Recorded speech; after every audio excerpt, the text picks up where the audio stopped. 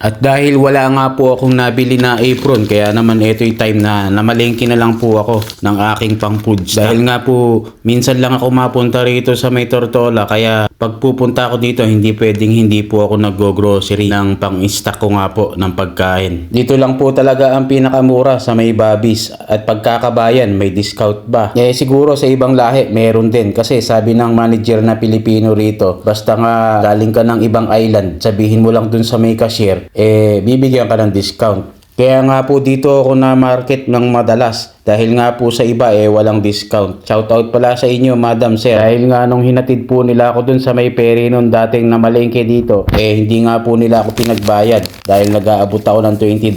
Sabi nga sa akin nilang mag-asawa na yun, wag na eka, okay na yun, i-savings mo na lang yun. Kaya malaking bagay na rin po yun. Kaya salamat pala sa iyo, Madam and Sir, sa inyo po.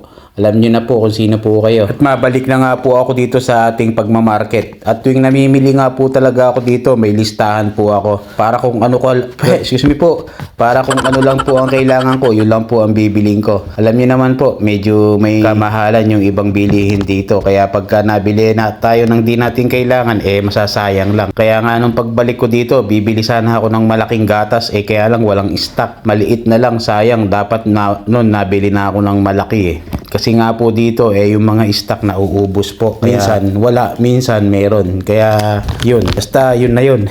Kaya po, at after ko nga pong mamili na ng ibang groceries natin, bibili naman tayo ng mga frozen chicken manok at saka pork mamoy. Dahil nga po yung stock ko sa aming bahay paubos na rin po. At habang nabili nga po ako dito ng chicken manok, nakita ako ni Kabayan. Sabi niya, merong mas mura dito kumpara dyan sa nabili mo. Mas marami pang laman. Dahil nga dito nagtatrabaho si Kabayan, kaya alam niya ang mga bilihin dito, kung alin ang mura at kung alin ang mas marami. Kaya tinuro sa akin ni Kabayan kung alin ang mas mura. Kaya yun na kinuha ko.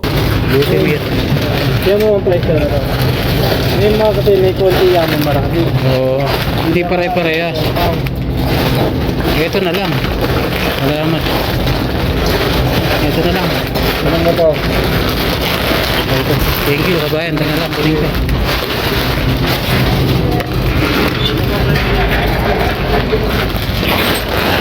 Sige, okay na yan. Mas mura na yun Okay na yun. Okay na yun.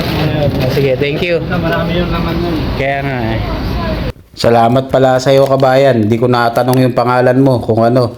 Pero shout out na rin sa iyo. Salamat sa pagturo kung alin ang mas mura at mas marami. At pagkatapos yan, nabili na tayo ng bigas na pang maramihan. Bali 50 pounds to ang nabili kong rice. Abuti na po sa akin yan ng 2 buwan mahigit. At syempre, pagkatapos natin mag-market, pupunta na tayo sa cashier. Bali, namili ako dito na Pilipina, yung pinagpilahan natin. Syempre, para may discount. At kahit hindi naman po Pilipina, basta sinabi mo lang po na sa may ibang island ka, bibigyan ka ng discount. Dahil nga po na namalengke ko dito or nag-market ako, sa local cashier ako nagbayad, pero binigyan naman po ako ng discount. May discount na yun, Kabayan?